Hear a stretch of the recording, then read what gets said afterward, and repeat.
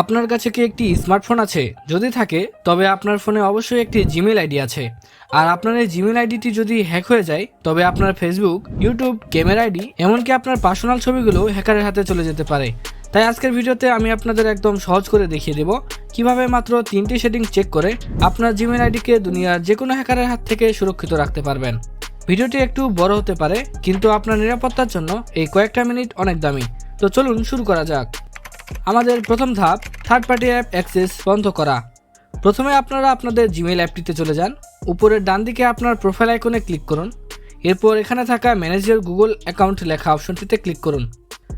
Click করার সাথে সাথে দেখুন ঠিক এরকম একটি পেজ চলে আসবে।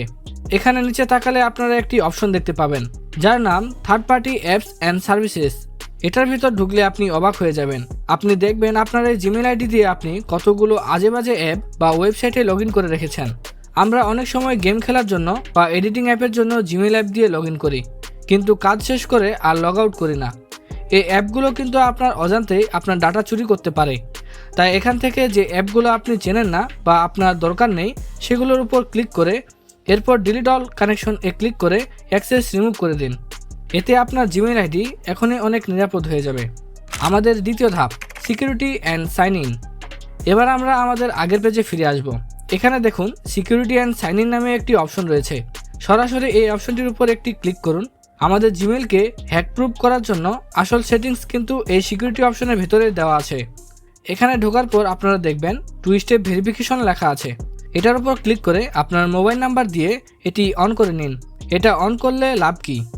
লাভ হলো হ্যাকার যদি কোনোভাবে আপনার পাসওয়ার্ড জেনেও যায়, সে যখনই অন্য কোথাও লগ ইন করতে যাবে গুগল সাথে সাথে আপনার সিমে একটা সিক্রেট কোড পাঠাবে।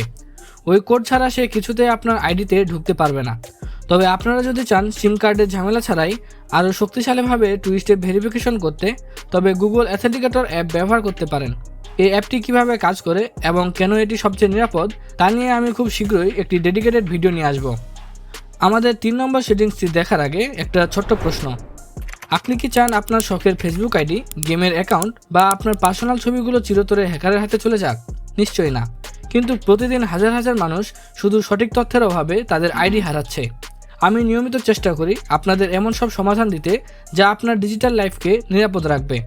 তাই আপনি যদি চান আপনার ফোন এবং আপনার আইডি সবসময় সুরক্ষিত থাকুক, তবে এখনই নিচে থাকা সাবস্ক্রাইব বাটনটি ক্লিক করে দিন। মনে রাখবেন আপনার একটি সাবস্ক্রিপশন আপনাকে হয়তো বড় কোনো বিপদ থেকে বাঁচিয়ে দিতে পারে।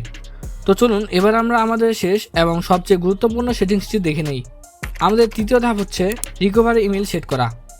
আপনারা এই সিকিউরিটি সেকশনে একটু নিচের দিকে স্ক্রল করলে দেখতে পাবেন রিকভারি ইমেল নামে একটি অপশন আছে। এখানে আপনাদের নিজের একটি সচল জিমেইল আইডি যোগ করে দিন।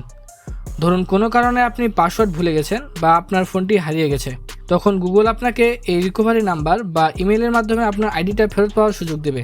এই অপশনগুলো যদি আপনার অন করা না থাকে তবে আপনার আইডি পাওয়া কিন্তু একদম অসম্ভব হয়ে দাঁড়াবে। এই 3টি সেটিংস যদি আপনি সঠিকভাবে করে থাকেন তবে আমি গ্যারান্টি দিচ্ছি আপনার জিমেইল আইডি এখন আগের থেকে অনেক বেশি নিরাপদ। এখন আর আপনার হ্যাকিং নিয়ে চিন্তা করার কোনো কারণ নেই। ভিডিওটি কেমন লাগলো এবং পরবর্তী ভিডিওতে আপনি কোন সমস্যার সমাধান চান তা অবশ্যই কমেন্টে জানান। দেখা হবে পরবর্তী কোনো ভিডিওতে। ততক্ষণ পর্যন্ত নিজের এবং ফোনের খেয়াল রাখুন।